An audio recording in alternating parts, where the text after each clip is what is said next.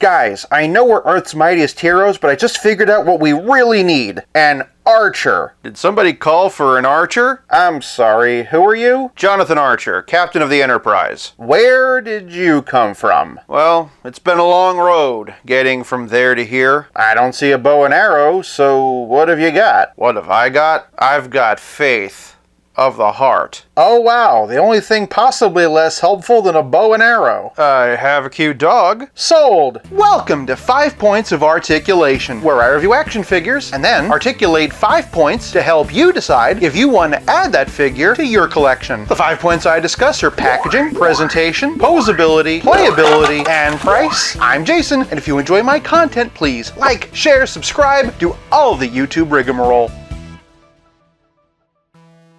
Today I'm taking a better late than ever look at the Marvel Legends Avengers Beyond Earth's Mightiest Hawkeye and Sky Cycle. Starting off with the packaging, and while this is a windowless box, I do have to give credit where credit's due. With collections like the 60 Years X-Men or Spider-Man, I voiced my disappointment at just how unspecial the boxes were. Aside from a logo up top, they were indistinguishable from any other set. Compare that to the effort that went into the 80 Years or Infinity Saga collections, and you can see what I mean. Here they have made some differences. In addition to a white base, they gave it its own logo, some special red, white, and blue colored stripes, and its own logo up top. It's not reinventing the wheel, but it's something, and it shows that Hasbro does listen to constructive criticism. Heck, that's why we're getting the windows back. Well, that and sales. Digital render of Hawkeye on one side, comic art on the other. Oddly enough, they chose artwork with a different costume, and then on the back we can see what we're getting. I'd make a joke that if there was only some other way we could see what we're getting, but the windows are coming back, so I'm gonna let it slide.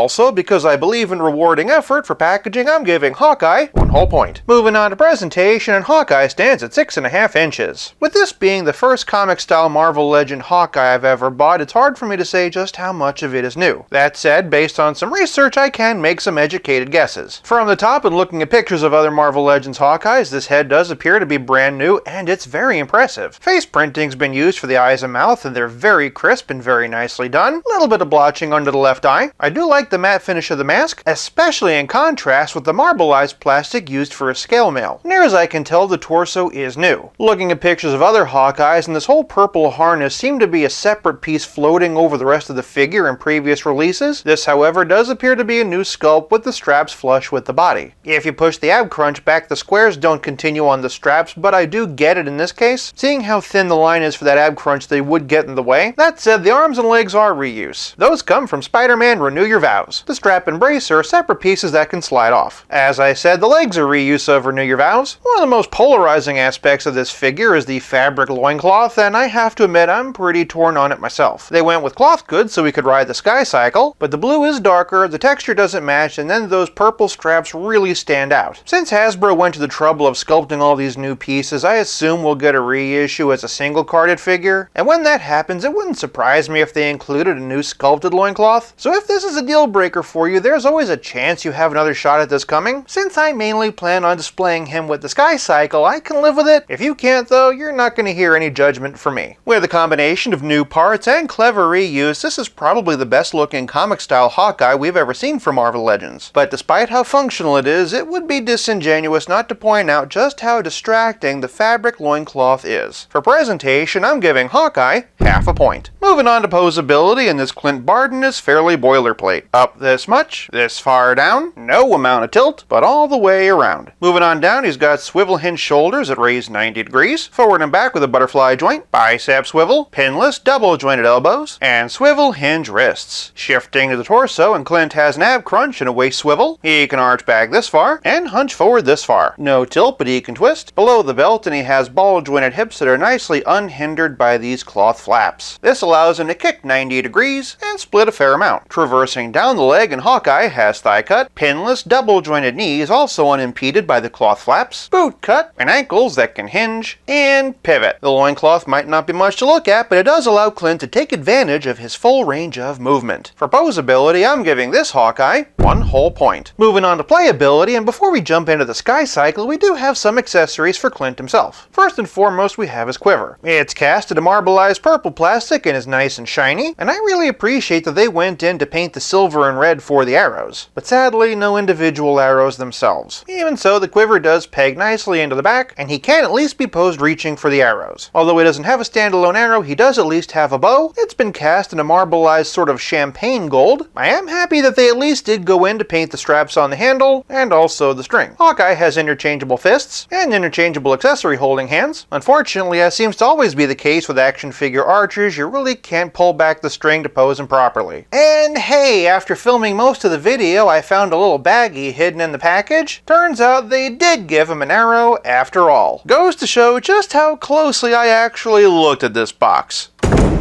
But playability is more than just accessories, it's also about how well your figure plays with others. For the only other Hawkeyes in my collection, and here we have the original 5-inch scale figure from the Toy Biz Iron Man series, and the 7-inch scale Marvel Select. For some Captains America, and here we have Clint with Cap Wolf, the 80 years version, and the Marvel Legends 20th anniversary version. As for Iron Man, and here we have the 80 years version, but since I do associate Hawkeye with the Iron Man animated series, here we have the 90s modular armor, and for that West Coast Avengers flavor, here we have Silver Centurion. Continuing with West Coast Avengers, and here we have War Machine, White Vision, Wanda Maximoff, the Scarlet Witch, John Walker, the US Agent, the original release Cheetos-looking Tigra, and Julie Carpenter, Spider-Woman. For my only open Black Widows, and here we have the retro card, and the 90s style Walmart exclusive version, and here we have Black Panther. Veering over to some Avengers villains, and here we have the Ursa Major Wave Ultron, the Red Skull, Kang the Conqueror, and Baron Zemo. That said, for a couple of larger villains, and here we have the Marvel Select Ultron, and the Marvel Legends Deluxe MODOK. And then for a couple of larger-than-life heroes, and here's the 80 years Thor, the GameStop exclusive She-Hulk, and the 80 years Incredible Hulk. For a relative scale comparison, and here's Clint betwixt Pizza Spidey and the Spectacular Spider-Man, and as always, here he is with Stealth Iron Man. But playability is also more than just action figure comparisons, it's also about vehicles. The Sky Cycle does require some small amount of assembly. This part's connected to the this part, windshield's connected to the this thing, but only if you put it right side up, and then this goes underneath.